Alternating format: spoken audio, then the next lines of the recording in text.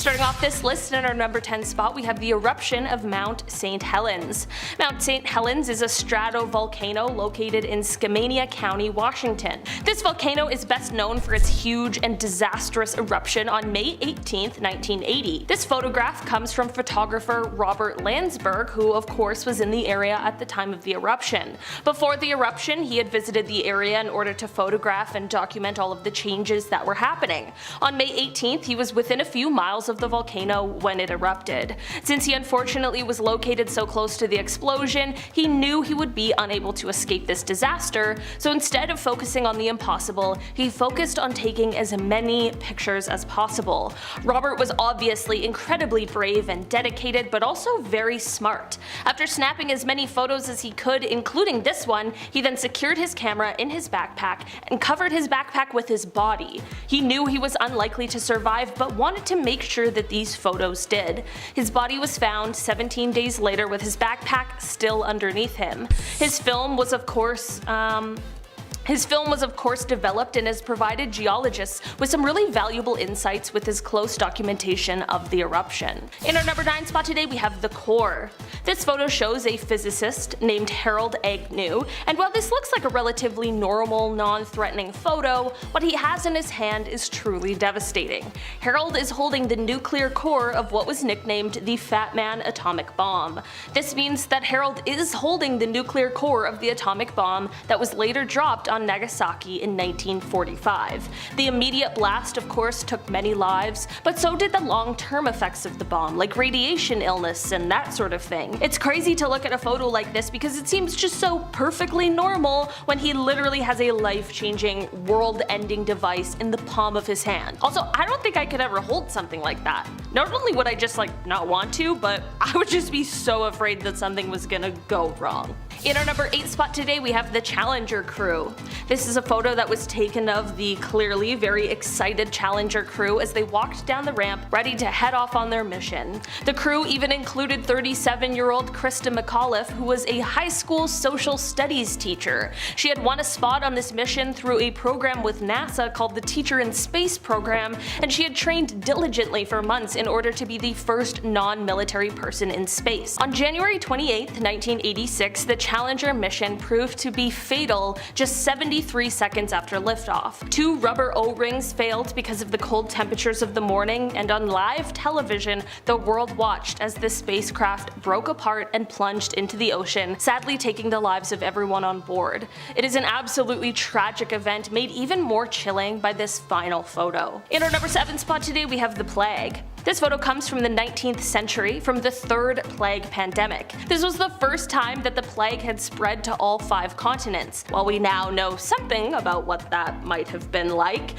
what we haven't had to endure are the doctors that dressed like this. This is a photo of the outfits and masks that plague doctors wore when they would come to your house to treat or diagnose you. The long beak-like noses of the masks are very creepy, but they were used to hold herbs and other nicely scented things because they believed that it would help ward off the bad air, which at the time is what they thought was causing the sickness. A pandemic certainly is bad enough. Thankfully our doctors and nurses are just sticking to scrubs. In our number 6 spot today, we have the elephant's foot. This photo looks like it's just a big lump of nothing, but it's called an elephant's foot. Don't worry, at first I was a little worried too, but it has nothing to do with elephants and is only named that because of its appearance. This lump was actually created from the Chernobyl nuclear meltdown, and it is just a mass of corium and other materials that were in the core of the reactor. This elephant's foot was located in the steam distribution corridor, which is under what's left of the reactor. While this mass doesn't produce as much radiation as it did before,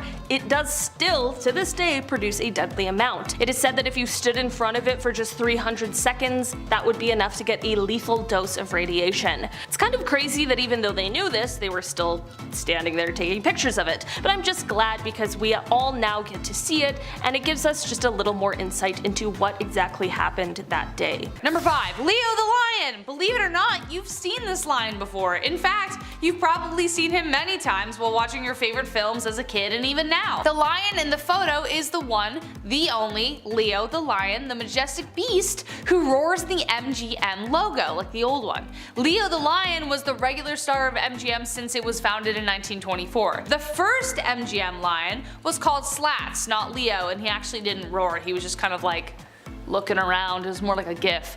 But Leo is actually the most familiar roar, like everybody knows what he sounds like. But who is the man having tea with such a lion? Well, that of course is Alfred Hitchcock, the king of thrills. This photo was taken in 1957 of the two legends posing to enjoy a hot cup of British tea. Number 4. Walter Yeo. Though the picture itself is a little disturbing, it signifies a life-changing moment for Mr. Walter Yeo and also for thousands more.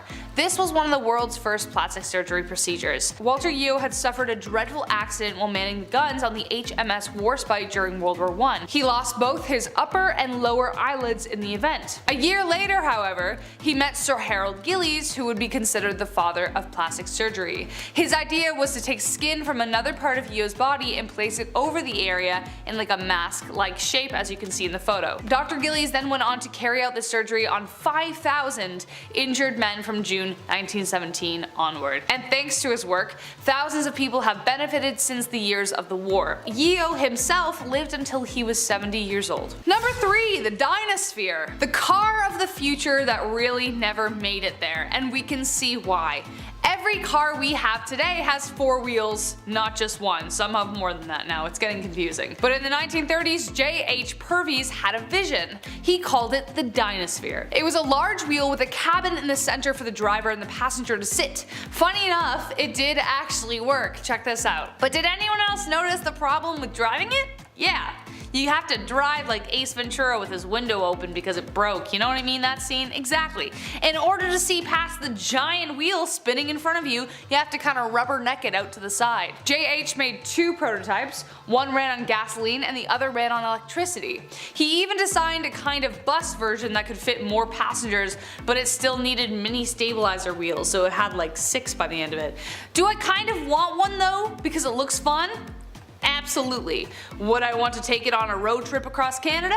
Absolutely not. Number 2. The Hindenburg disaster. Based off the title, you already know that this is a picture of the Hindenburg disaster because I already said it. Spoiler alert. The Hindenburg was the largest dirigible ever built and it was the pride of World War II. Yahtzee, Germany, you know which one I'm talking about. But YouTube gets mad. The first successful airship was constructed in 1852 by Henry Giffard, but the problem was he used hydrogen. This made both French and German designs of the craft susceptible to explosions if something went wrong. Hence, Exhibit A.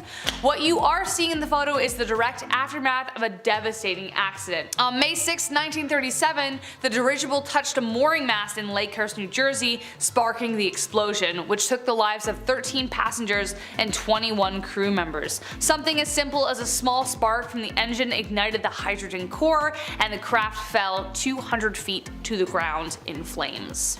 And last but not least, number 1, spectators. This is the photo taken at the trial of Al Capone. Yeah, it suddenly makes a lot of sense as to why people are covering their faces. When someone says to you 1930s gangster, Al Capone probably jumps into your head.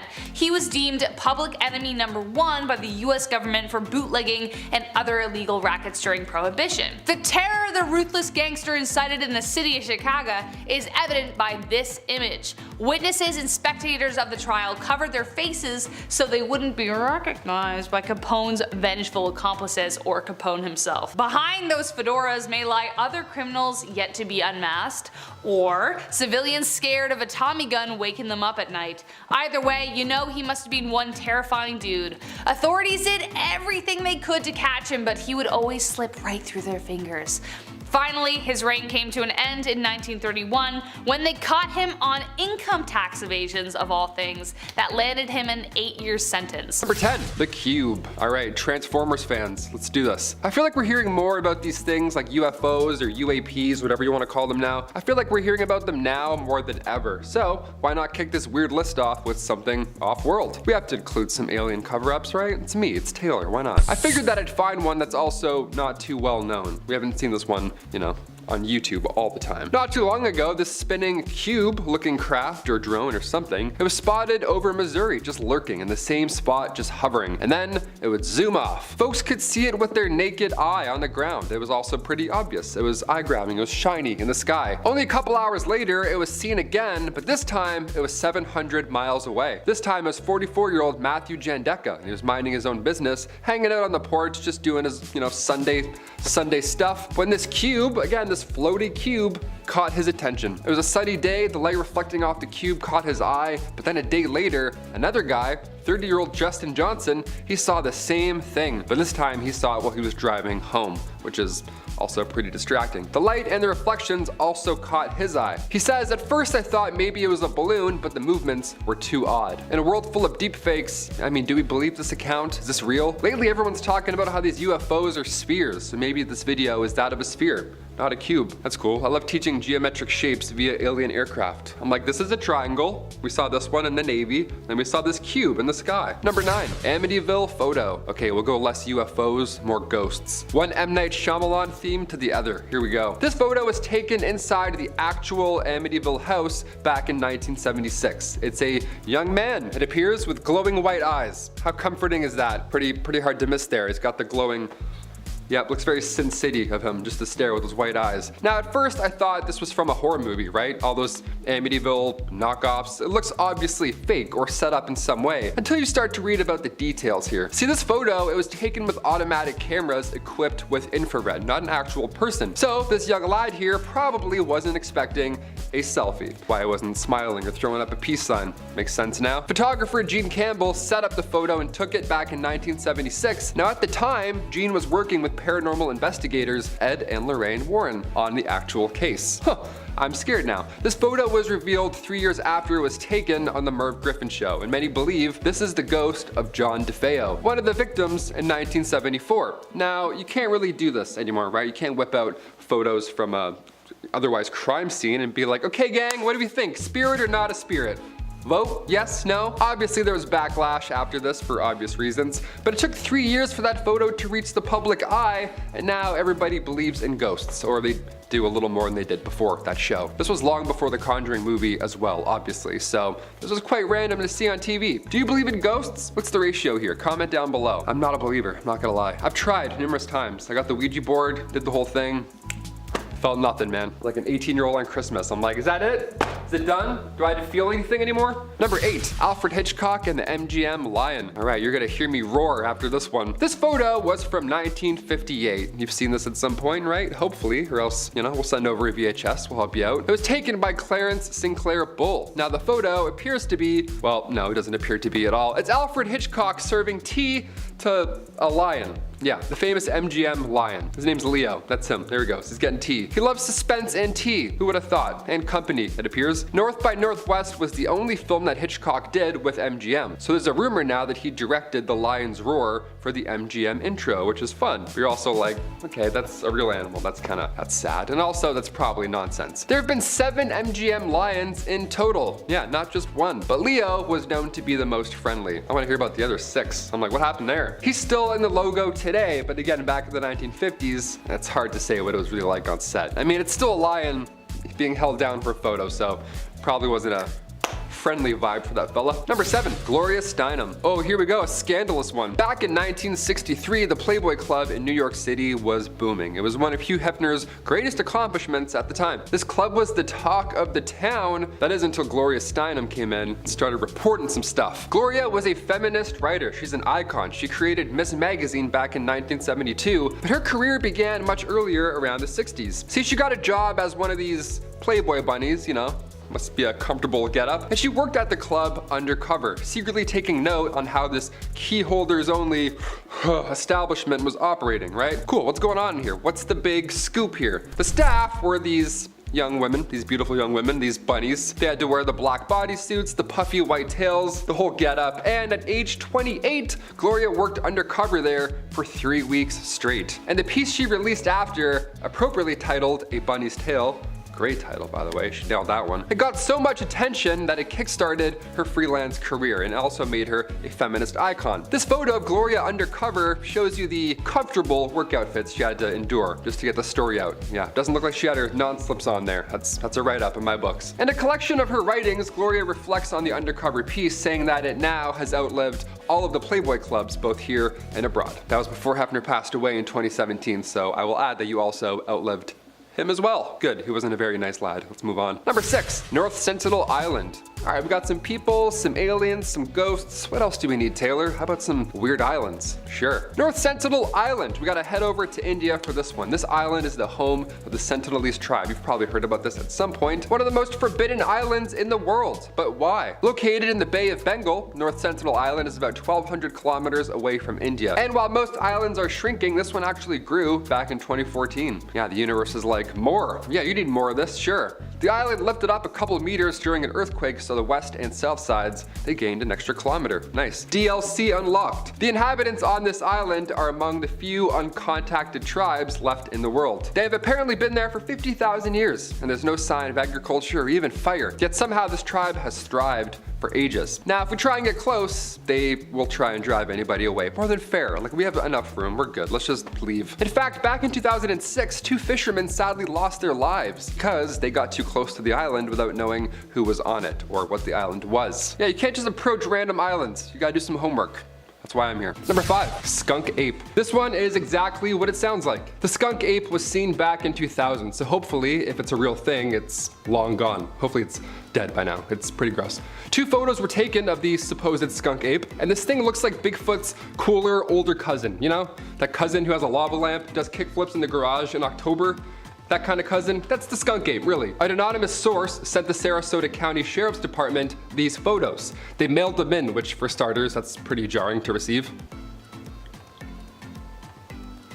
Just a creature, just Bigfoot, put it in the mail. But she claims these photos were taken in her actual backyard and that this creature was not a black bear. It wasn't anything we've seen before. I personally don't think that's a black bear. If anything, it's just a really large, odd-looking dog. Those teeth alone are a red flag either way. I want nothing to do with that. Number 4, Solway Spaceman caught on photo. Look, we've all been photobombed before. It's a blessing in disguise. You look back at prom photos, some dude sneezing in the background while you're, having the moment of your life. It's the best, we love it. But when Jim Templeton took a photo of his daughter in an otherwise empty marsh, long before Photoshop existed, it appears an astronaut just crashed the family moment. He just had to pop up in the photo in the background. Now, Jim assures us that nobody was around, which I believe, otherwise what a weird photo to take in an empty field. I'd be like, hi, get away from my daughter. Just, 17 meters to the left, thanks. Also, the fact that this man looks like he's from space. Yeah, that makes it more believable, no? What are we looking at right now? Who is this? It's so creepy.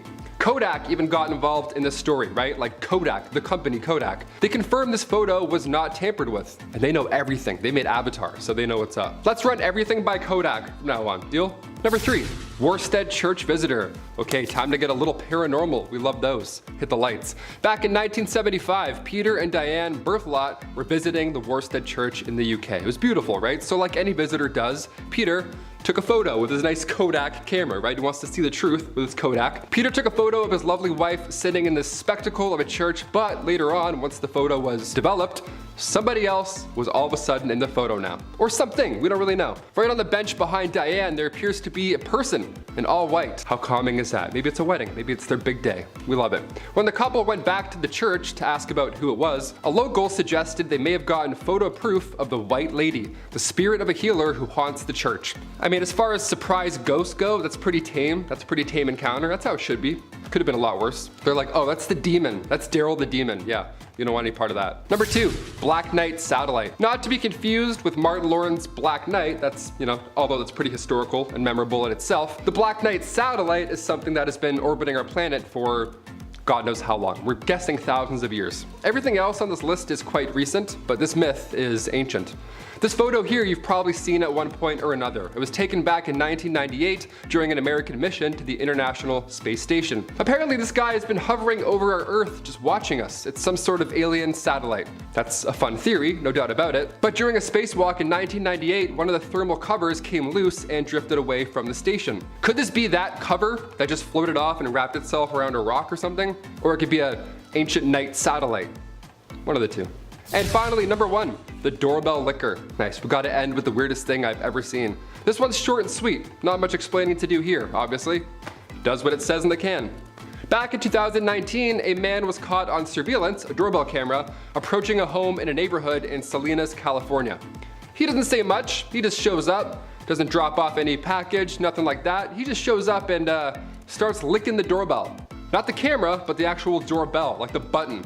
He must have rang the bell hundreds of times because he did this for 3 hours straight. His jaw muscles must be insane. The homeowner said in a following interview after seeing said footage, I quote, "Oh boy, that is just weird."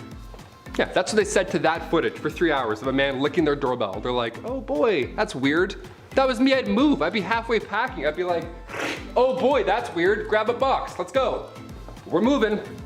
First up is captured in a card. Alrighty, so you see this basketball card here. So centered, we've got Mark Jackson back in '89 playing a Knicks game. But over here in the far left background, we have familiar faces of Lyle and Eric Mendez. In 1990, the Mark Jackson NBA Hoops card went into circulation, a year after the two Mendez brothers depicted in the background killed their parents for life insurance in August of 1989. The brothers claimed a massive payout that allowed them to live a luxurious lifestyle, spending money on expensive watches, clothes, and cars. Among the items that they bought were tickets to a basketball game at Madison Square Garden, where they would eventually be immortalized on an NBA card. To make it a little creepier, logistically, this moment captured would have been between when they killed their parents and when they were arrested. Speaking of sports, there's such a thing as the wrong time to cheer, which is our next photo. See, this is Mike Hawthorne and Ivor Bueb celebrating with champagne after winning the 24H Le Mans. Look at the revelry and the glory between these men. Those around them have a completely different vibe, however. We've got an arrangement of meme expressions going on here. Homeboy in the back holding the book is giving a hell of a judgmental side eye, and we have a signature auntie are you serious expression going on. See, while these men are ecstatically celebrating their win, what isn't captured in this photo was that the raceway was covered in ambulances and fire trucks. Hawthorne had driven an opponent off the track and the resulting accident killed 84 people, most of which were spectators. Videos of this event on YouTube are kinda insane to watch, not even because of the crash or the arrogance of the winners, but the announcer is so painfully cheery it's out of place, using an old-timely projection system to shout, "Oh, women and children are dying, whole families are wiped out, but most of the finishing cars were British, a fine achievement in this abhorrent tragedy." It feels like a fever dream. Mountain climb to heaven is next, because if you climb Mount Everest, let's be realistic, all you're doing is making your inevitable trip to heaven a little shorter of a distance upwards, giving yourself and the creator a little shortcut, you know? Alright, so this photo has the same visual quality as some loosely scattered cat litter, but I'm sure you can make out that we've got these silly little tents here. Man, look how far tents have come.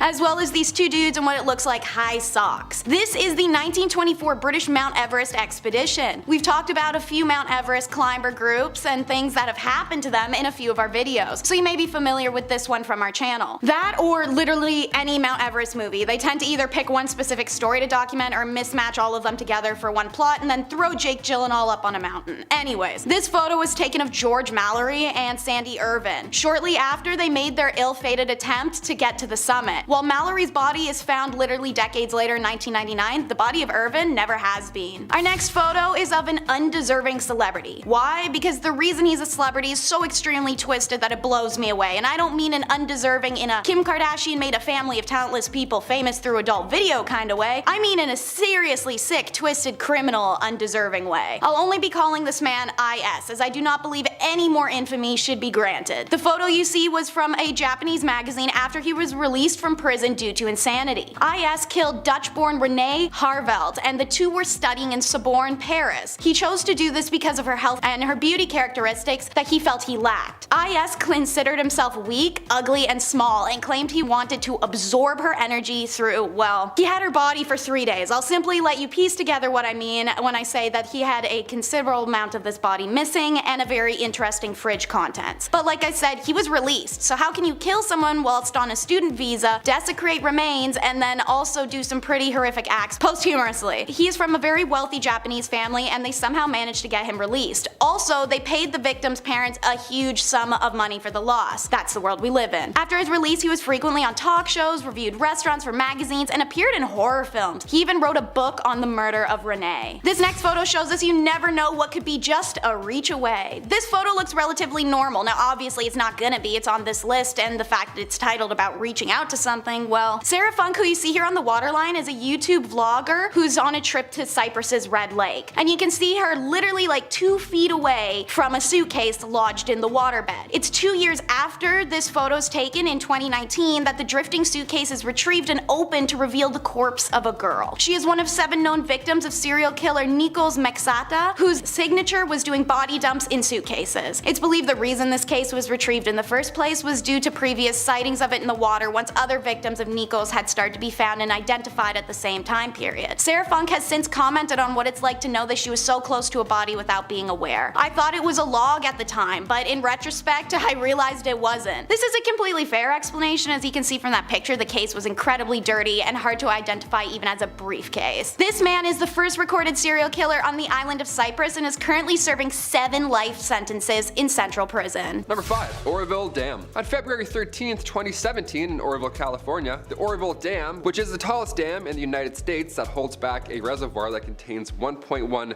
trillion gallons of water, well, that dam's main emergency spillways were damaged. This led to the emergency evacuation of 188,000 people over concerns that the damage's emergency spillway might just fail at this point. This was all caused by torrential rain and floods in the region, which then began to reveal the extensive damage in said spillway. This photo here shows the dam releasing 100,000 cubic feet of water per second into the main spillway. This is a feat of engineering, if anything. Now luckily a major disaster was avoided in the situation because of quick action by those responsible, but to see it unfold and to see how fierce it is, I don't like water, or pressure, or dams, or history.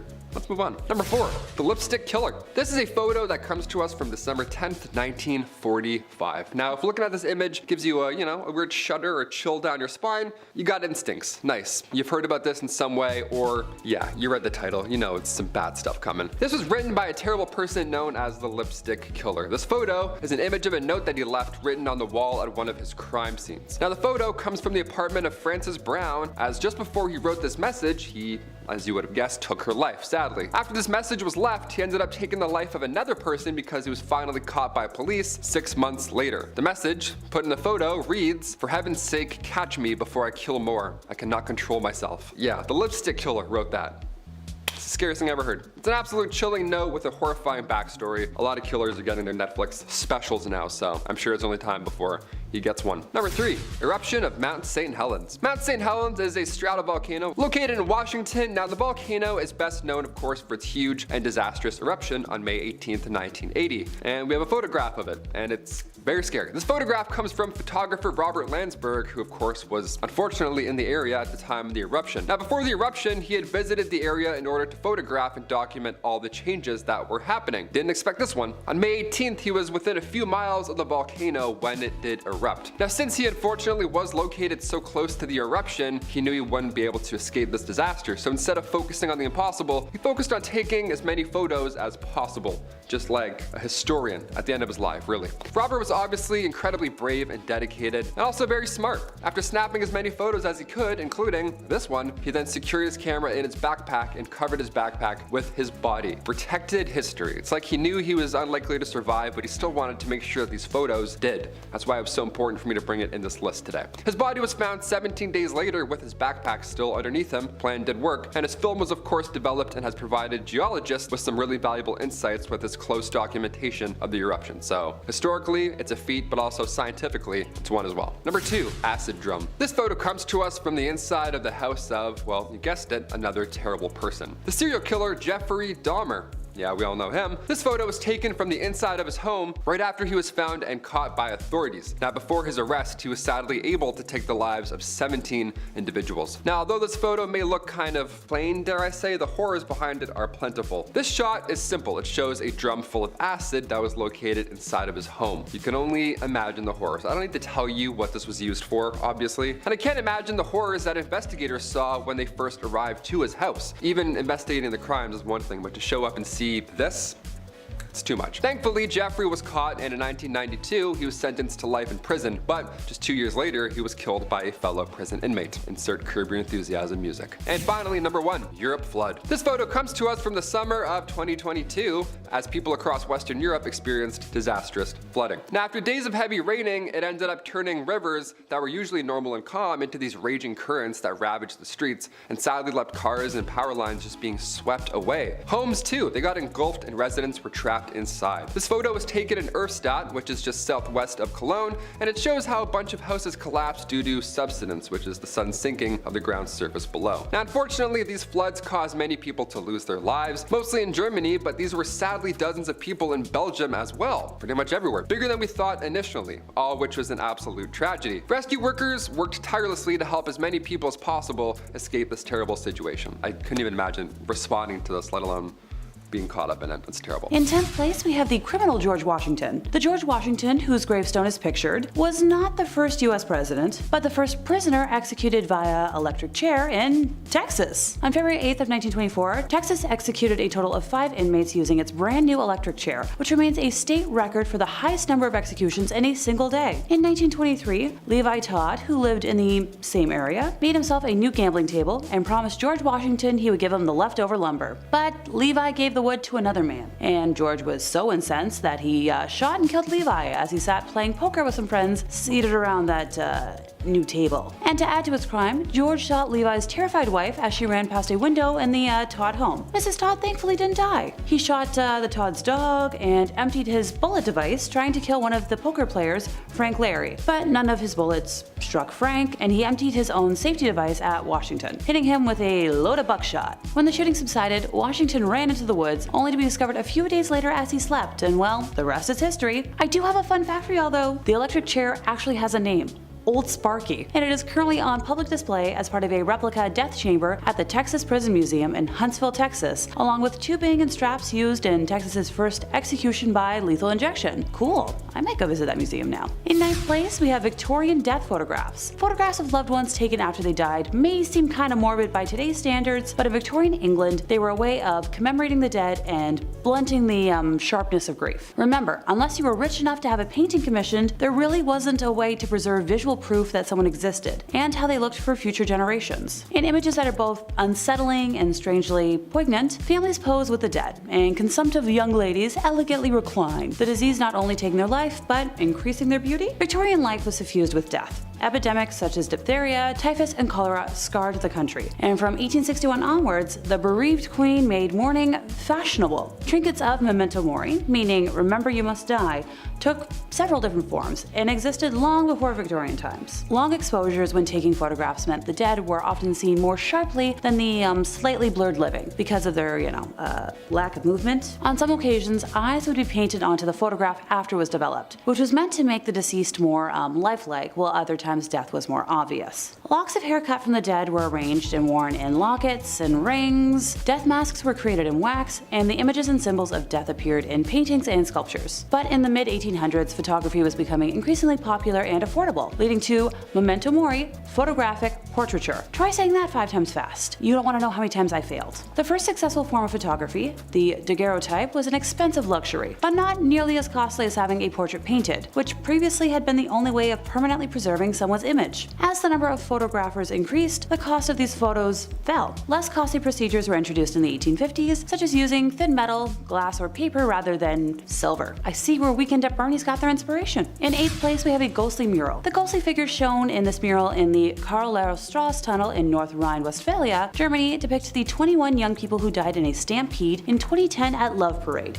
a German music festival. At least 500 others were injured in the devastating tragedy. The Love Parade was a free access music music festival and parade that originated in 1989 in Berlin. The parade featured stages but also had floats with music, DJs, and dancers moving through the audience. The Le Parade in Duisburg was the first time that the festival had been held in a closed-off area. Between 200,000 and 1.4 million people were reported to be attending the event, and 3,200 police were on hand. As a consequence of the disaster, the organizer of the festival announced that no further love parades would be held and that the festival was permanently cancelled. Criminal charges were brought against 10 employees of the city of Duisburg and the company that organized the event, but eventually rejected by the court due to the prosecutor's failure to establish evidence for the alleged acts of negligence and their, causal connection to the deaths. The mural was established by an unknown artist as a reminder of the sad day. In 7th place, time to meet American physicist Harold Agnew. As you might have assumed, pictured is, that physicist, holding the nuclear core of the Fatman atomic bomb, which was dropped on Nagasaki in 1945. The bomb ended up killing about 80,000 people, many of which who died from the long-term effects it caused, like radiation illness and leukemia. It was the second of the only 2 nuclear weapons ever used in warfare, and its detonation marked the 3rd nuclear explosion in history. It was built by scientists and engineers at Los Alamos Laboratory using plutonium from the Hanford site, and was dropped from the Boeing B-29 Superfortress boxcar piloted by Major Charles Sweeney. The name Fatman refers to the early design of the bomb because it had a wide round shape. Fatman was an implosion-type nuclear weapon with a solid plutonium core. In 6th place, we have Karl Wenda. Karl Wenda was a German-American high-wire artist and the founder of the Flying Walendas, a daredevil circus troupe whose members performed dangerous stunts far above the ground, often without a safety net, and still perform to this day. The photo that stayed with me was from a triumphant moment in 1978, just after he crossed the Tower Bridge in London by,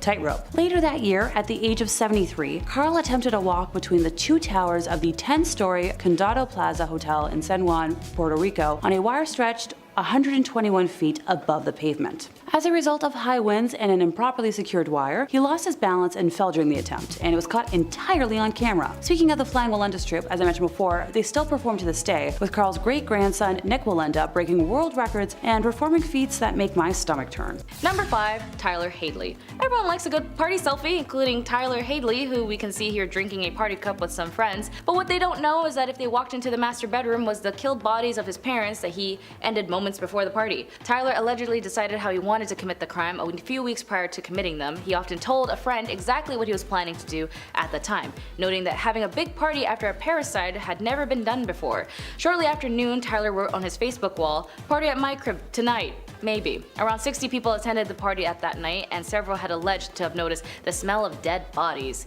Gross. During the party, Tyler apparently told several people about what he had done. Tyler went on a short walk with a friend and Michael Mandel and confessed the crime. After returning to the party, Mandel discovered the bodies of Blake and Mary Jo in the master bedroom. Mandel did not leave the party immediately. In fact, he had continued to spend hours with Tyler and even took a selfie with him, which is what we see. 4 hours later, Mandel left the party and called the local crime hotline to report the incident, which is pretty smart on his end, because if he did something, then, Tyler would have done something to him. News of the crime was then spread by word of mouth, and Hadley was arrested early in the next morning. Number 4, Tankman. When it comes to revolution, all it takes is one person. After all, a single grain of rice can tip the scale. The Tankman photograph was taken on the morning of the 5th of June, 1989, the day after the Chinese government had violently suppressed protests in Tiananmen Square. An estimated 10,000 civilians were killed in the massacre following weeks of a student-led demonstration in Beijing and beyond against the communist regimes and the suppression of basic human rights and freedom of expression. The image captures a lone man standing in the middle of the Chang'an Avenue just off the square, facing down a column of 4 slowly advancing Type 59 tanks of the Chinese army in a defiant protest. The identity of the Tankman still remains anonymous, as people don't know what happened to him after, but he has been noted as a notable figure in the stance against militia harm to the people. Number 3, Jolie Kellen. When it comes to love, if you know something is off, listen to your gut and be safe first. Unfortunately for Jolie, she only left one memory to a friend that something ever happened to her, they know who the cause was. In 2015, 18-year-old Jolie Kellen was hiking with her ex-boyfriend Lauren Bunner when he photographed her on a cliff before he pushed her off of it. The 20-year-old killer nearly escaped justice by claiming he was on the autism spectrum in court. This is the exact photo before he pushed her off. Bunner later called the cops and said, "I just want to turn myself in for the crime of my ex-girlfriend that happened just a little while ago on Cheheha Mountain." Later that evening, on August 30th, 2015, police found her body still wearing her backpack. Cops believe that he had lured Callahan, who still wanted to remain friends with her former boyfriend, there to kill her because she wouldn't take him back. The court heard him bragging to cellmates about killing the 18-year-old, saying if he couldn't have her, no one else could. Number 2, Omagh. If you're lucky, you may have had some cute outing photos with your family and friends when you were younger, and this particular photo seems like an ordinary day with a young girl and her dad, but unfortunately it was actually moments before an explosion incident caused by the real IRA, or the Real Irish Republic Army, a provincial Irish Republican Army splinter group who opposed the IRA's ceasefire and the Good Friday Agreement signed earlier that year. The explosion killed 29 people and injured about 220 others. The red Vauxhall Calvaire containing the bomb, can I say bomb? The red Vauxhall Calvaire containing the explosion, this photograph was taken shortly before the explosion, and the camera was found afterwards in the rubble. The man and the child in the photo both survived, and the injured survivor Marion Radford described hearing an unearthly bang followed by eeriness, a darkness that had just come over the place, then screams as she saw bits of bodies, limbs on the ground while she searched for her 16-year-old son, Alan. She later discovered he had been killed yards away from her after the two became separated just minutes before the blast. And finally, number 1, Andes. Personally, one of the most creepiest photo, and it actually made me feel pretty uncomfy with this one. It seems like a cool crew cut photo of just a bunch of dudes, when in reality these are the survivors of an Air Force Flight 571 crash in the Andes. Pilot Ferradas had flown across the Andes 29 times previously, and on this flight he was training a co-pilot, La Guara, who was at the controls. As they flew through the Andes, clouds obscured the mountains, and the controller in Santiago, unaware the flight was still over the Andes, authorized him to descend to 11,500 feet. The rugby players on board joked about the turbulence at first until some passengers saw that the aircraft was very close to the mountain. That was probably the moment when the pilots saw the Black Ridge rising dead ahead. After the crash, of the 45 people on the aircraft, 3 passengers and 2 crew members of the tail section were killed when it broke apart. The survivors had little food, only 8 chocolate bars, a tin of mussels, 3 small jars of jam, a tin of almonds, a few dates, candies, dried plums, and several bottles of wine. Eventually their friends made an agreement that if they ever died, they would offer themselves for them to eat, and so they did. The group survived by collectively deciding to eat flesh from the bodies of their dead comrades, and in the photo you can see on the right, a spine. At the end, 8 people were rescued and they lived. Number 10, the Isolator. The last thing anybody wants to do after the almost 2 years we've had? Ugh. Though this looks like an object perfect for deep sea diving, it was actually built for desk work. Hugo Gernsback was a Luxembourgish American inventor, writer, editor, engineer, designer, businessman, and of course magazine publisher, because why not add one more thing to the list he's really good at. He started a magazine called Science and Invention, which encouraged scientific and amateur experimentation.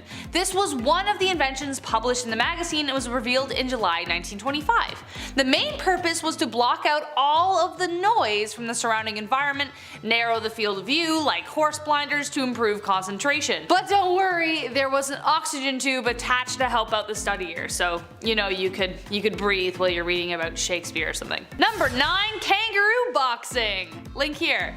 This next one looks pretty self-explanatory, but also it's very confusing at the exact same time. Kangaroo boxing actually became pretty popular in the 1800s. In both Europe and the United States, clowns and professional boxers would square off against marsupials in front of herds of people. It was actually started by a university professor just like as a joke, and then it really caught on. Who they cheered for? One can't be certain. The man in the above photograph was sparring against a kangaroo in Germany in 1924. Obviously, the sport did not continue as it was considered abusive to animals who clearly had no idea why this hairless being was all up in their space and trying to beat them up. I don't understand, this is just ridiculous. Number 8, children shipped in the mail. Picture here. Sounds ridiculous, is ridiculous. But did it happen? Of course it did. However, this picture was actually staged, but this actually did happen. Imagine your sister calling you and telling you your nephew is visiting, and then minutes later the doorbell rings and your nephew is just like chilling with some packing peanuts in a cardboard box. Well, not quite. The postman had to play a kind of babysitter a bit. Shortly after package delivery, a revolutionary thing on its own, was introduced, a couple in Ohio sent their infant son to their grandmother's via postman in 1913. It cost 15 cents plus $50 insurance. Once this oddball story got out, the trend caught on. Regulations were vague about what you could and could not send via post, so why take a bus when you could take a postman? Rural townships also usually knew their postmen really well, so they'd be like, oh come on Joey, here's 15 cents, take little Timmy to my aunt's, I don't know. So they trusted them, they weren't just passing them off to strangers. However, eventually new regulations came out banning the practice. Finally, because it's just weird. Number 7. Mummies for sale. Considering the frenzy that people get into when archaeologists discover a new mummy, you might be surprised to learn that this picture is actually a street merchant selling mummy merchandise of actual mummy. During the Victorian era in the 1800s, Napoleon's conquest opened the gates of Egypt to the Europeans, making mummies a really hot commodity. Like, imagine somebody uncovering your aunt and going, ooh, we could sell her. Weird, right? Like 1,000 years from now? They could be purchased from street vendors, just as you see from this photo. The Euro elite used to even have mummy unwrapping parties, which is exactly as it sounds and not what you would expect people to do with a corpse. But even weirder than that, people actually thought ground up mummies had medicinal properties. It was so popular that it even instigated a counterfeit trade to meet the massive demand for magic mummy ground stuff. What did the counterfeit trade involve? The flesh of beggars instead of mummies. All that behind one picture. Number 6. Half and half. This next one actually has a kind of sad story behind it, but paints a very clear picture of the division between Catholics and Protestants, and actually just religion in general.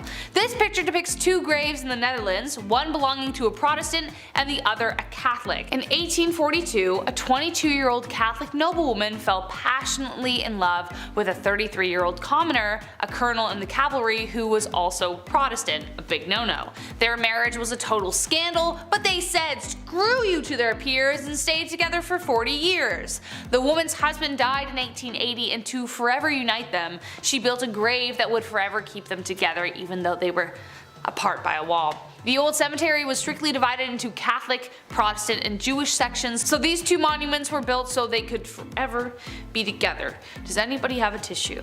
Our next photo is recreating time. Pun is intended. The photo you see on screen is very peculiar, but not the most outlandish. It's a man standing shirtless behind the fence in a summer afternoon, looking like something out of an old country family album of sorts. His name is Fikret Alik, and he was photographed in this exact spot for a Time magazine cover back in 1992. You are quite literally looking twice with these images. Emaciated, it's almost hard to recognize him. Fikret can be seen holding his t-shirt in one hand and reaching with his other through the barbed wire to take someone's hand. This is during the Bosnian War from 1992 to 95, and Fikret was one of many prisoners held in camps at the time. This recreation of the Time magazine cover was taken in the mid-2000s, and the building behind him now is a community center without any plaques or memorials of the victims of the notorious prisoner camps in Bosnia. This region is now under the rule of the same faction that was responsible for the camp, so they engage in a lot of historical denials and concealing. Fikret's story remains one of incredible perseverance, especially as he and other victims still go before the UN today in battle to have reparations and acknowledgement. This vintage photo isn't so vintage, but it's old enough so I'm counting it. It's Bad Santa. This early 2000s family Christmas photo reps a normal looking scene. White picket fence family, the itchy velvet Christmas dresses, the big sparkly tree, and the serial killer Santa. That there is Bruce MacArthur. In the warm seasons, he is a landscaper, but working in the Agincourt Mall as Santa during the holidays. Between 2010 and 2017, he terrorized the gay village district of Toronto, Ontario. Luring men in through dating apps, he killed and disposed of 8 individuals in the planter boxes of properties he managed. For a long time in the community, people had known someone was taking gay men off the street, but the Toronto police were resistant in believing something was suspicious. I remember myself seeing posts on Reddit and Twitter mere months after the first of the disappearances, frustrated with the lack of police action and urging the community members to stay alert. It takes multiple victims and community engagement for police to start an investigation, and it's thankfully in the nick of time. They'd been watching Bruce for a while before his arrest when they saw a young man enter his place. After about a half hour of nothing, they decide to make the risk to move in for an arrest. When they entered the unit, the young man was tied up and unconscious, and they caught Bruce in the act. No way to plead guilty, my guy. He's found guilty of 8 counts of first-degree murder. Our next vintage photo is one that speaks to us still in modern times, a determined mother. This photo was taken on Mother's Day. The woman in it is Margie, a 23-year-old, and she's holding her infant son while attempting to hitchhike. As you can see, it was printed in a newspaper column and has a subject line describing Margie's struggle with her husband Mike to find an apartment. I imagine that struggle, alongside the fact that she is hitchhiking, likely correlates with financial difficulties. Unfortunately, Margie's luck never got better. This is very likely the last photo of Margie alive. Less than 4 months later, she was killed by her husband Mike during a fight. In the time between this photo and her demise, their son son Brandon had been taken away and put into foster care, where he was later adopted by his foster parents after Margie's sudden death. Little information exists on the photo other than this, and on what Brandon's life became. This is still recent enough history that some may recognize the story, the Manifesto Man. This photo seems so simple. A man appears to be in a wetsuit, he has multiple police badges displayed, and he sits in a stoic manner. This is no cop. In fact, this photo was taken after his arrest in July of 2011 for killing 77 people and injuring 250. Anders Behring had a manifesto for killing political enemies as a far-right extremist, first killing 8 people outside the tower block housing of the office of the Prime Minister. The method used caused distraction, enough for Anders slipping away in a police disguise to pull part 2 of his plan, which is hop in the ocean and swim to political youth wing summer camp just starting the season. He chose the summer camp for the politicians who came to visit the camp, which was for members of political youth adult clubs and organizations for co-ops, school courses, or just special interest in politics. Once on the island, well, he opened fire. Many who were afraid and unsure of where the danger was coming from went towards Anders for safety due to his police costume and received the opposite. His verbalized intent that day was to kill everyone he could, and thankfully he did not succeed. But some swam away and were rescued by people staying at campgrounds across the water who brought out boats to pull everyone out. Others hid in various places on the island. Netflix released the film 22nd of July about this event in Oslo, and the movies White Rage and Bravehearts also tell the story. Ultimately, this event only took place due to Anders' racist ideology, believing Norwegian politicians were lenient on immigrants. Let's talk about the most disastrous hostage crisis our world might have ever seen, the Gladbeck Hostage Bus.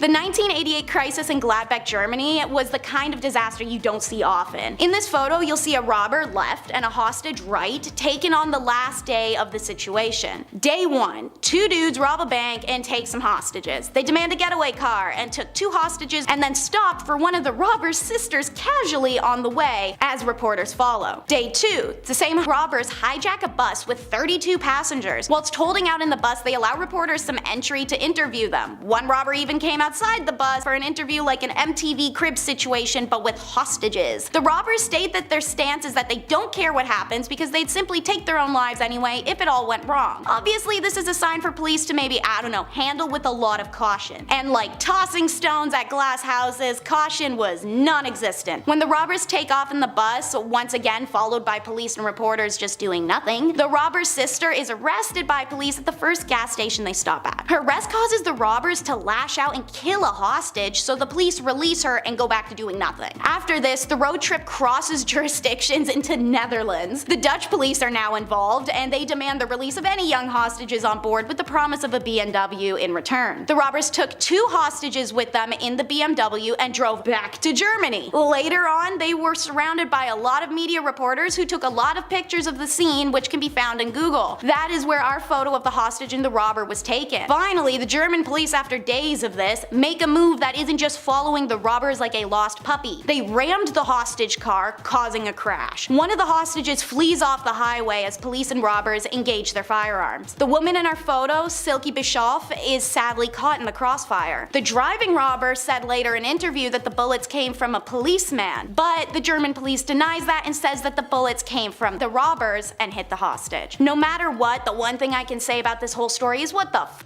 was anyone trying to accomplish here? Number 10. Russian Bigfoot caught on tape. The exact location of where this video was taken is still unknown. In fact, there isn't a ton known about this video at all, but what is known is that it was taken somewhere in Russia. That's about it. And people actually believe that it captures the real Bigfoot, or one of the many Bigfoots out there. This is the Russian one. They got a Russian Bigfoot. What do we all think here? I wanted to start with one of the most insane videos I could find. I think I nailed it. How'd I do? I don't know. This one comment dives in further. The user says, the title of the original video was called Chichuna, but in Russian script. The creature hops, sometimes sideways like a lemur. Of course, lemurs have tails, which make that type of movement easier.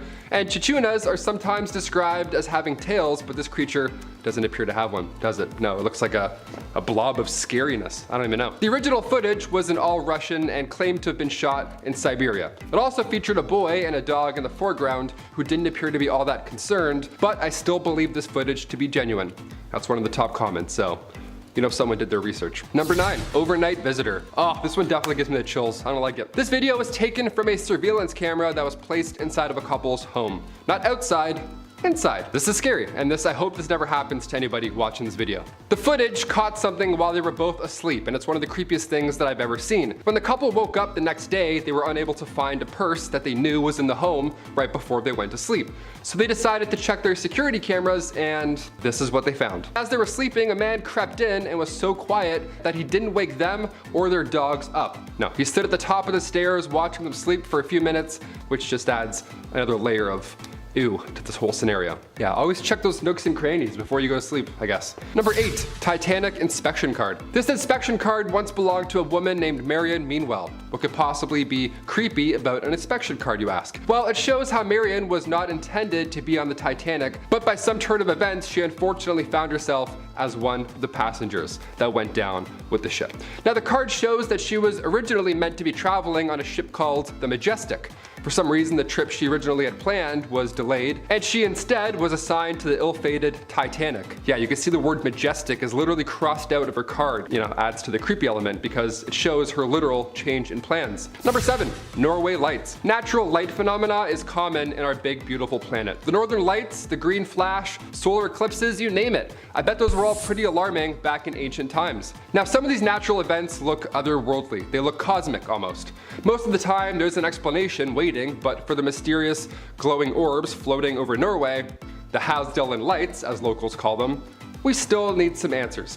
Scientists have been trying to gather research, and in 2014, after many impressive light shows, their best guess is a natural battery that charges underground and then emits this light show above. Maybe this has something to do with the reoccurring lights over Phoenix. Could be the same phenomena happening, who knows? Number 6, the cool time traveler. Do you believe in time travel? If your answer is no, maybe this next one, maybe it'll change your mind or keep you open to the concept. It's a common theme in movies, Back to the Future, Loopers, Avengers. Time travel plots are fun, but they're absolute nonsense.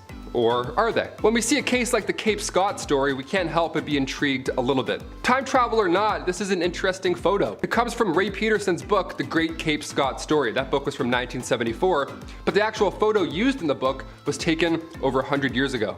And in the photo, it shows this modern-looking guy, rocking shorts, maybe jorts, who knows? He has messy morning surfer hair, dippity-doo, three-hold, that kind of stuff. He doesn't look like he's from that time period at all. This also has happened more than once, like the time-traveling hipster. I don't know, I'm pretty sure it's my cousin. That looks like a guy I know.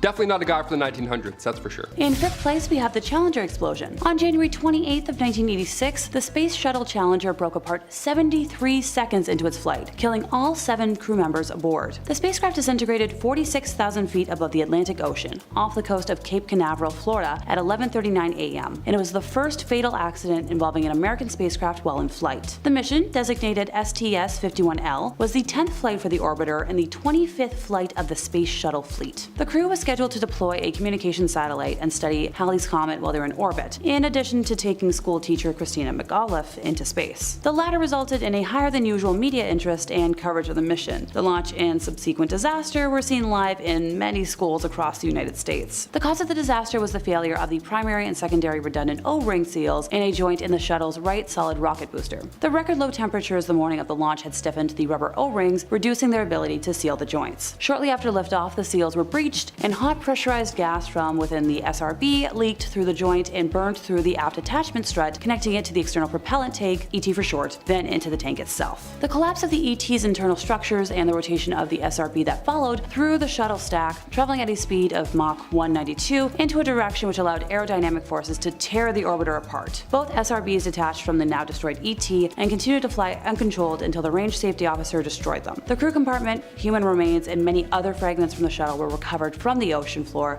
after a 3-month search and recovery operation. The exact timing of the deaths of the crew is unknown, but several crew members are thought to have survived the initial breakup of the spacecraft. The orbiter had no escape system, and the impact of the crew compartment at terminal velocity with the ocean surface was too violent to be survivable. The disaster resulted in a 32-month hiatus in the space shuttle program. In 4th place, we have death recreations. Honestly, looking at this photo, it looks just like the special effects team for a movie studio or haunted house, just doing their job. But sadly, the reality reality is much more grim. In 1980, forensic artists were recruited to reconstruct the facial features of 9 unidentified victims so that photos could be released by the media in an attempt to identify them. Oh, pardon me, I got a little ahead of myself. The victims belonged to one John Wayne Gacy, otherwise known as the Killer Clown of Cook County, Illinois between 1972 to 1978. He killed over 33 individuals during his reign of terror inside of his ranch-style house in Norwood Park Township. I could go into details about how he committed his crimes, but I don't feel like scarring anyone today. All you need to know is that he gave magic tricks a very bad name. In third place, we have the room where the Romanov family were killed. The Russian Imperial Romanov family were shot and bayoneted to death by the Bolshevik revolutionaries under Yakov Yurovsky on the orders of the Ural Regional Soviet in Yekaterinburg on the night of the 16th to 17th of July, 1918. Also killed that night were members of the imperial entourage who had accompanied them: court physician Eugene Butkin, lady-in-waiting Anna Demidova, footman Alexei Trupp, and head cook Ivan Karitonov. The bodies were taken to the Koptyaki forest, where they were stripped, buried, and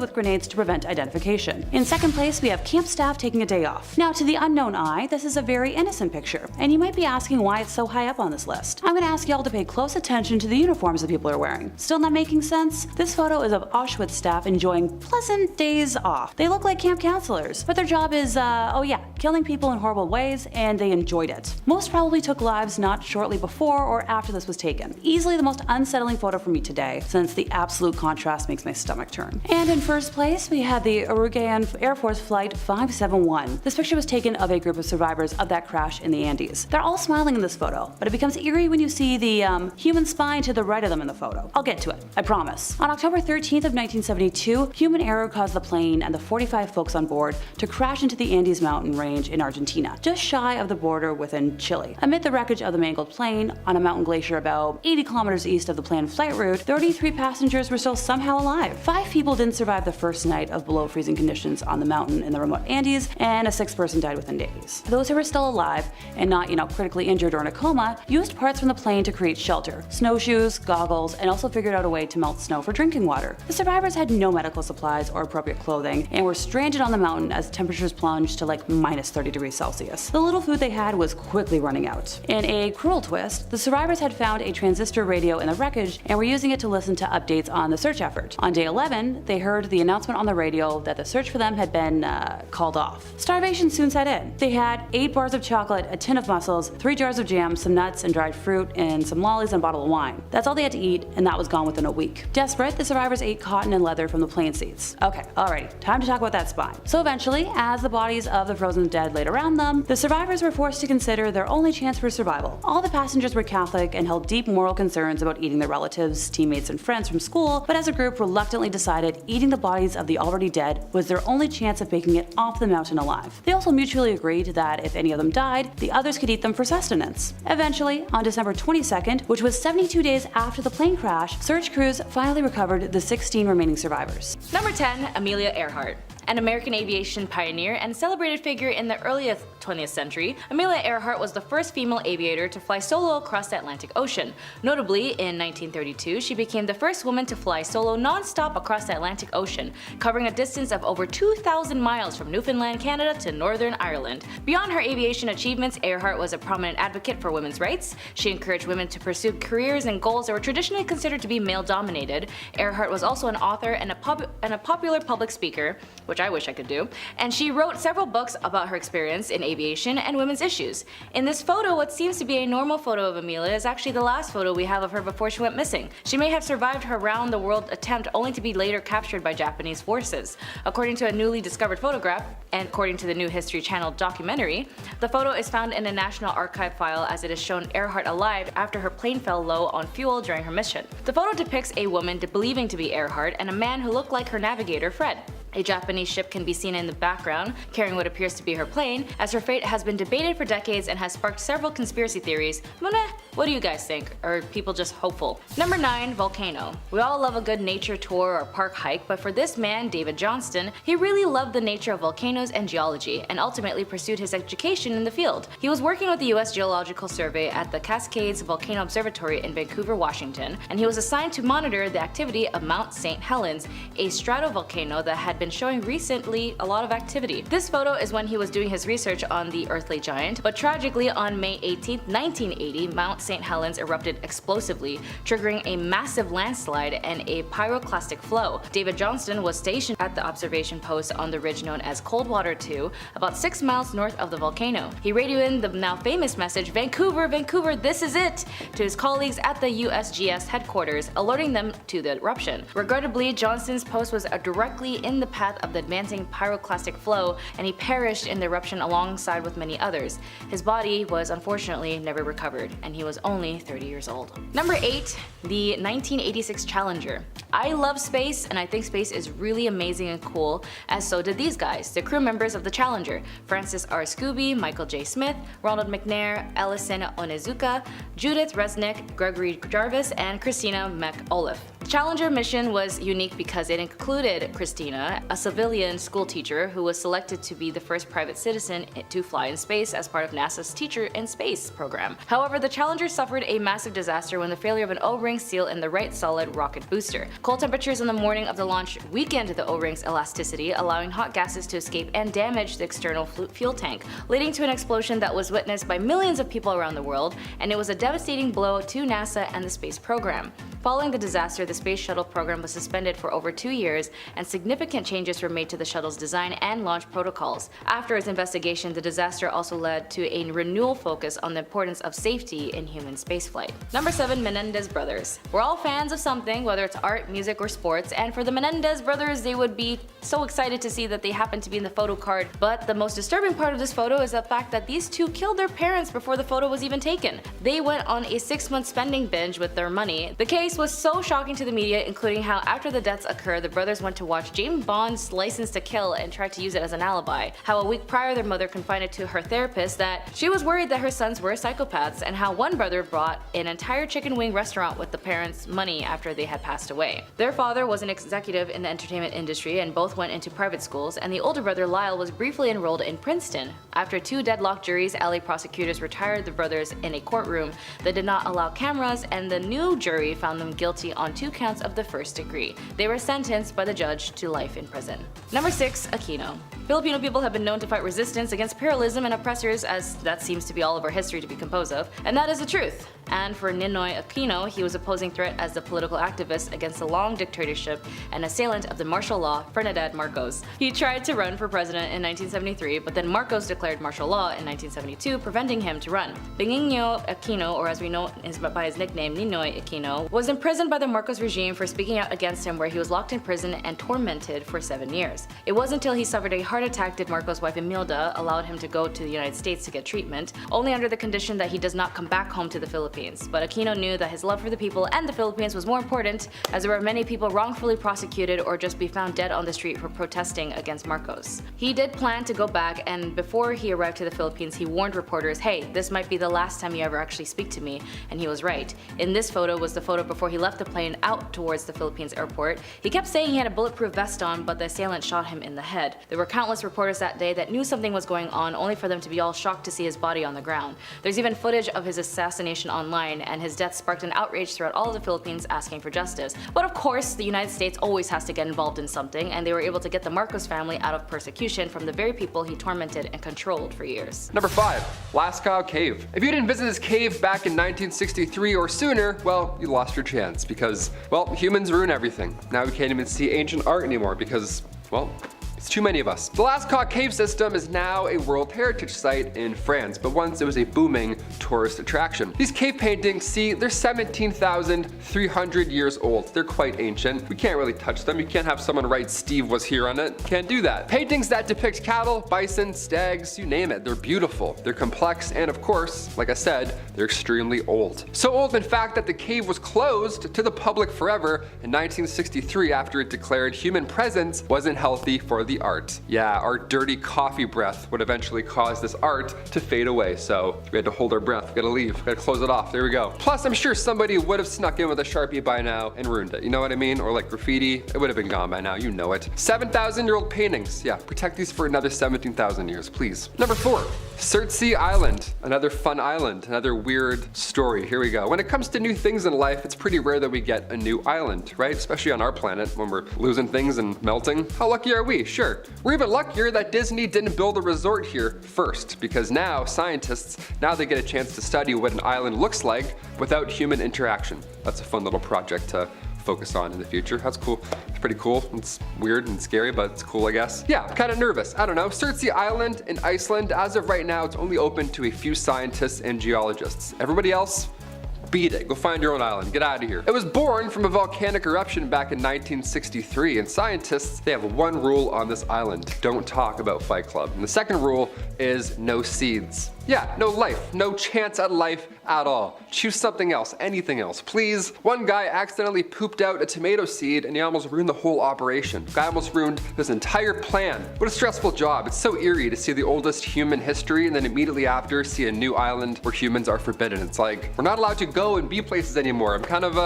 that's not great. What are we doing here? I'm just breathing on things? I can't take a shit on this island? Number 3, Spaceman. Look, we've all been photobombed before. It's a blessing in disguise. You look back at prom photos, some dude's trying to do a moonwalk in between, his face is like melting this way. It's great. You're like, classic Jeff. It's the best. But when Jim Templeton took a photo of his daughter in a otherwise empty marsh long before Photoshop existed, and yet somehow there appears to be an astronaut in the background, well, that's not very fun, is it? That's a little bit concerning. Jim assures us that nobody was around when this photo was taken, which I of course believe, because why would you put your kid in a photo with whatever that is? That's no thank you. It's not a weird, we're not gonna go and talk to that guy. Also, the fact that this man looks like he's from space, that ought to do it. That makes him more weird and believable. What are we looking at right now? I have no idea. Kodak even got involved in the story, like Kodak. Not Kodak Black, like the company. They got involved. They confirmed this photo was not tampered with. Yeah, and that's Kodak, right? They don't lie about anything. Spider-Man leak, Kodak's like, nah, it's Andrew Garfield. Don't listen to that. So authentic. Can confirm. Number 2,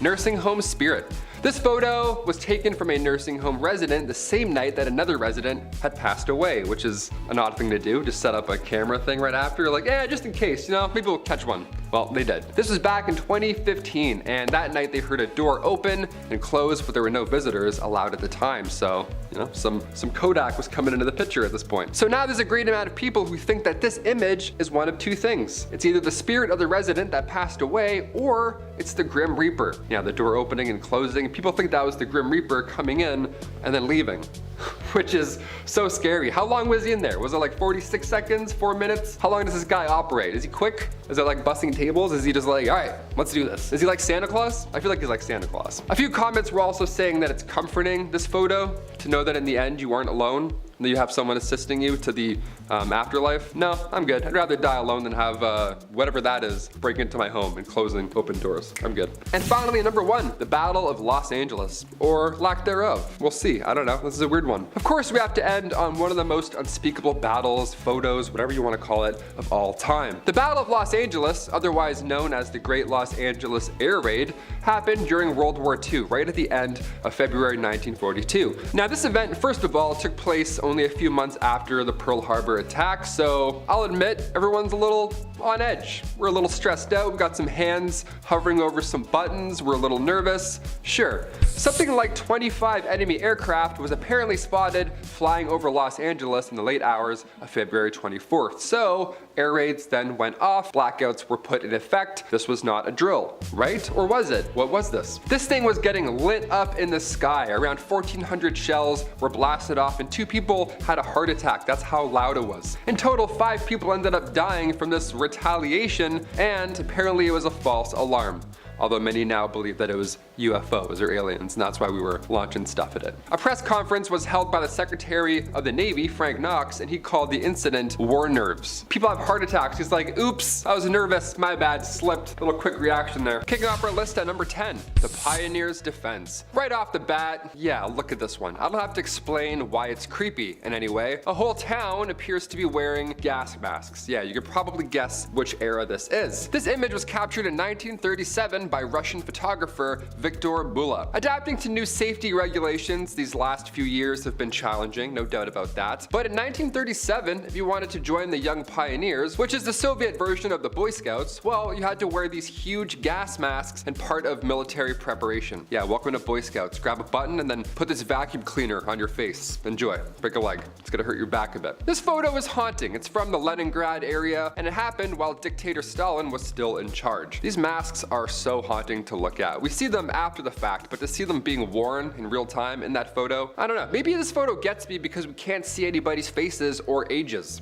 Right? Makes you paint the picture yourself. Either way, let's move on to some clown stuff, shall we? Number 9, 1910 clowns. Yeah, they existed back then, and they were much worse. Here's a fun fact, I didn't know this, but back in 2016, a study was done, and it turns out Americans fear clowns more than they fear death. Mind you, this was at the height of the clown craze back in America, but a poll was conducted by the Morning Consult in 2016, and it shows that 42% of Americans said they were in some capacity afraid of clowns. 42%. So if this is you, you may want to skip to the next one. I'll beat you there, no problem. This photo is from 1910, and it appears to be a jolly good time, right? 2 clowns for the price of 1. Nice, what a great deal. Let's go. Now what's terrifying about this photo, I'll admit, is that the clown on the right is much larger than the clown on the left. If you have a fear of giants, well, you're screwed here, really. Nowhere you can go. Just a tall clown and a little clown. There's clowns everywhere. I don't like clowns. Number 8, Anneliese Michel. If you've seen or heard of the 2005 horror film, The Exorcism of Emily Rose, this one here should ring a bell. This is the OG photo. How scary is that? Anneliese Michel was a devout Catholic living a normal life with her parents in Germany. This was back in the late 1960s, but seemingly out of nowhere, she began to black out before showing strange behaviors. And when I say strange behaviors, I mean she would hallucinate and eat spiders.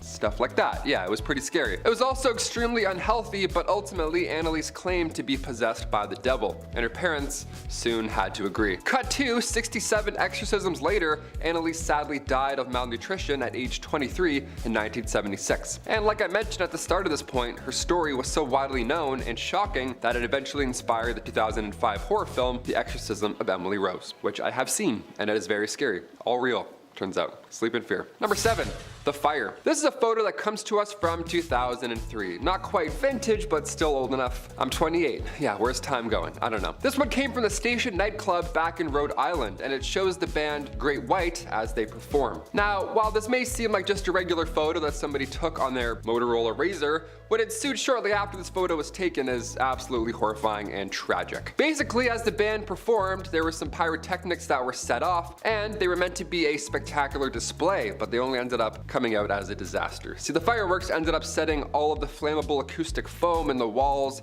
and the ceiling all around them on fire. And it happened fast too, within 1 minute. Everything that was combustible ended up going in flames fast. Within 2 minutes, the entire club was fully engulfed in black smoke and people were having trouble finding exits. It was crowded, right? In the end, this fire took the lives of 100 people and another 230 were injured as a result. It has since gone down in US history as one of the worst and most deadly nightclub fires. Yeah, we look at Ball of Burning Men and think of what happened there. This is basically a 2003 version of that. More people, more flammable stuff, more pyrotechnics, and unfortunately, more deaths. Number 6, the Titanic. We all know the story of the Titanic. I mean, Olivia hasn't seen the movie, but we'll get to that later. It's one of the most famous in history, and this photo comes from just before that historic iceberg encounter. On April 10th, 1912, the Titanic set sail on its maiden voyage, heading from Southampton over to New York City.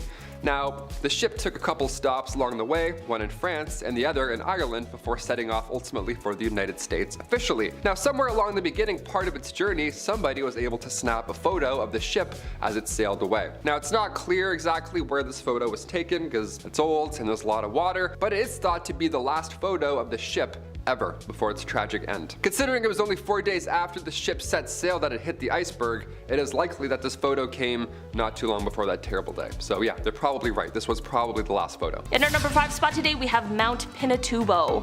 This is a photo that is showing Mount Pinatubo, which is located in the Philippines, on June 15th, 1991. That is the day that this volcano erupted into what would be the second largest volcanic eruption of the 20th century. Certainly impressive, also extremely terrifying. This photo shows the pyroclastic flow full of hot gas and rock being flung into the air. Eruptive activity in the volcano first started on April 2nd of that year, which prompted researchers to set up seismographs in the area.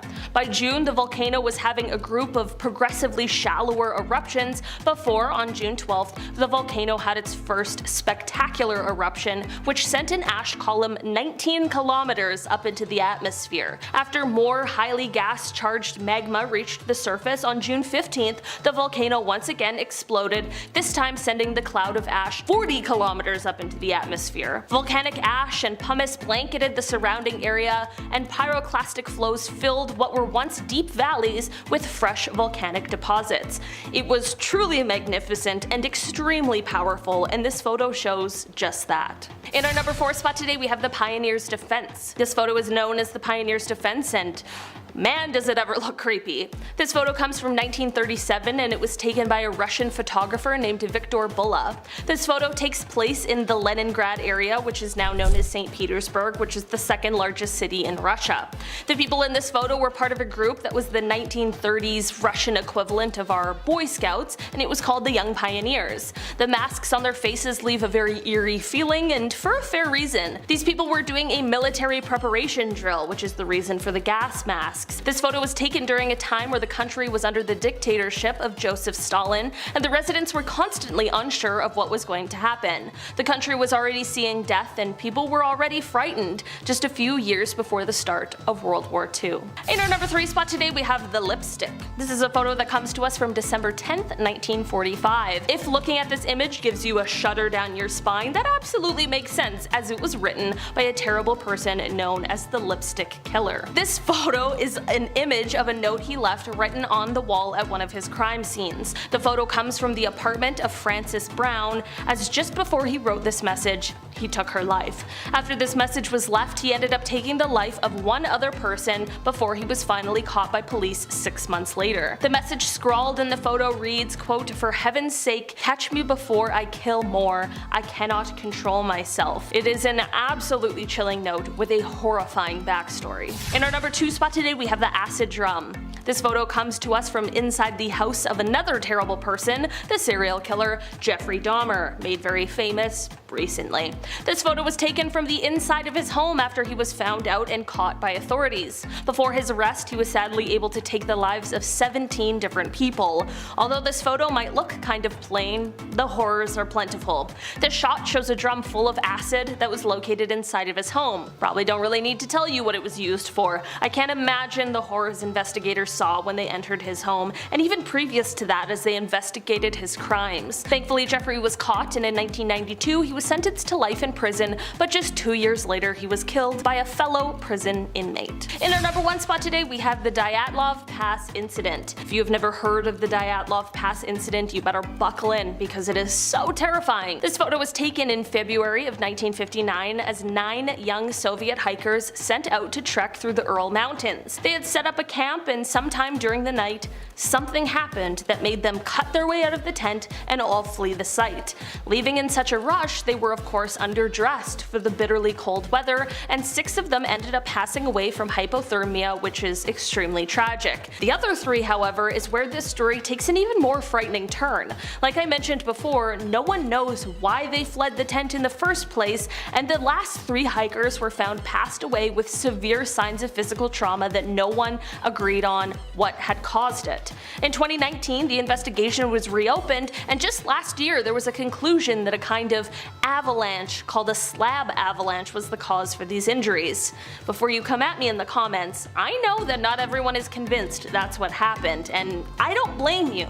It's really strange. So, down below in the comments, let me know what you think. Let's solve this mystery once and for all together in the YouTube comments. Regardless of what happened, this whole incident was of course very tragic, but the mystery behind it definitely takes it to a very spooky place.